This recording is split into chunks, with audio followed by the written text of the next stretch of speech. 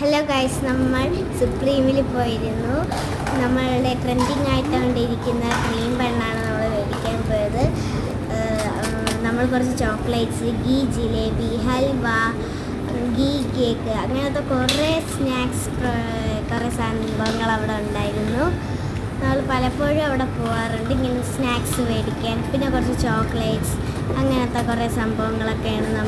Cream bun അടിപൊളിയായിരുന്നു, must try ആയിരുന്നു. Situ ah. Ba. Ba. Ba.